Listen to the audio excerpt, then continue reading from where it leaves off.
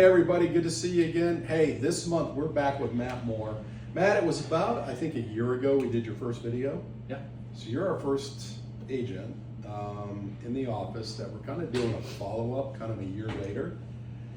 And really, here's why I'm doing it, because I just want to see, like, okay, it's another year at Keller Williams for you, but you know, if you think about the year we've had in the market, let's talk about the market a little bit.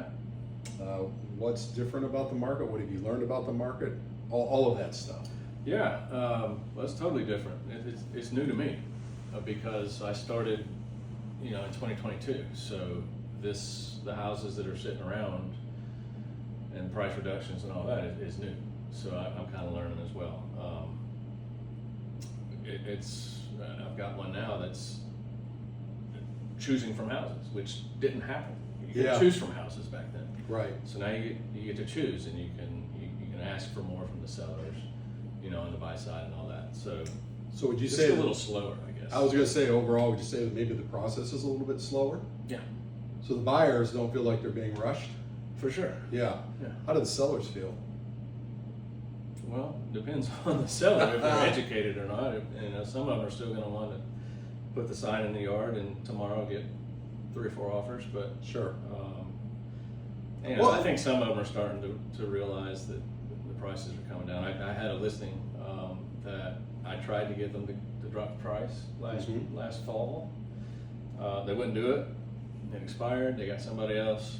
Dropped the price. It's under contract. Yeah. So whether you get through to the sellers or somebody else does, they're going to have to come to the reality. So let's talk about that for a minute, because you mentioned something, you mentioned about them being educated. Whose job is it to educate clients? Yeah, it's ours, for sure. So what does that look like for you? How are you educating sellers or buyers or both? Well, the numbers, right? I mean, the numbers don't lie, like you always like to say. So No, they don't. We have access to all the stats in different areas, neighborhoods. You can fine tune it as much as you want. Is there anything in particular that you've been using that has been helpful in appointments? Say on the seller side, let's go there first. The showing time stats are good. Okay, because we may have some folks that watch this that aren't quite sure what that is. What do the showing time stats tell us? You can fine tune it to price point with different increments for showings in a particular area, zip code, or whatever. Kind of a historical look of showings, is that what it is? Yeah, well, kind of a real-time historical look. Like, this past week, there were 20 showings in this 5-mile radius in your price range. How many did you get? Yeah. So are you priced right, or is everybody else getting the showings and you're not? Sure. So that's got to tell us something. Well, I think for what you just shared there, I think that's a great strategy then to use something like that to maybe with an expired or for sale by owner or withdrawn listing, that they went on the market or they were attempting to sell during a period of time. And I think that's the part you just said, how many, there were this many showings, how many did you get out of the amount of showings that were there? I think it's a great report, a great tool to use in that example. Right. Could that also be used if you're maybe meeting with a seller for the first time that hasn't been on the market to kind of set the stage what to expect? That would be the first time to set expectations for sure. Yeah. And then you wouldn't have to worry about talking the price down as you're in the middle of it. They'd already be somewhat educated on where you even need to start with the price. So not only can we set the expectation in terms of the amount of showings, but we can also use just that one report we're talking about to also use it to start having the right conversation for price. Yeah. Okay.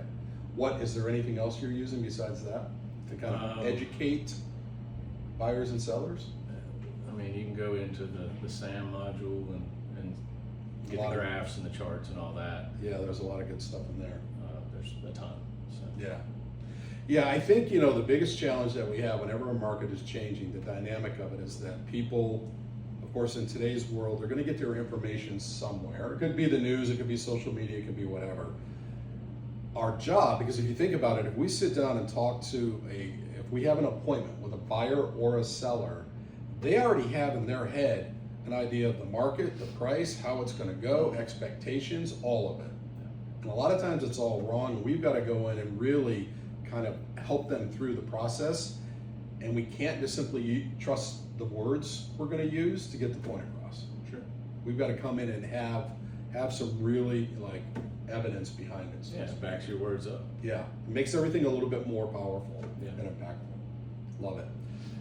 If there was so thinking about that, how are you developing these strategies and learning like how to use some of these reports in these conversations? What do you mean? So I mean, how did you learn about like the showing time report? I learned it from you. Well, no, okay. Don't make this about me. But okay, so just because we have a working relationship. Part of my job is to help you grow your business. Right. And therefore, to grow your business, I want to help agents perform better in the market that we're given, right? So that's what you're saying. Yeah. Right?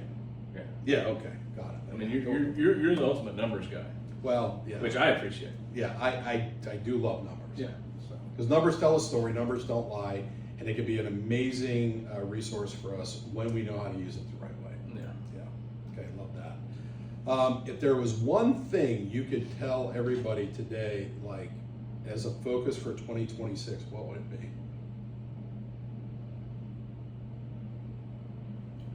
Keep having your conversations and know the numbers. So Okay. when you do have the conversations, you do have the opportunity in front of you. You know what needs to be said. You know how to educate on the current market.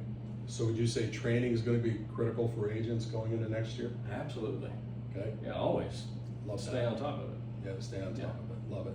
All right, Matt, I appreciate you being with us again this year. Next year we'll do the same thing. We'll catch Let's up. do it, yeah. See how 2026, is treating everybody. All right, everybody, thank you so much for being here. As always, anything we can help with, please ask. Talk to you all soon.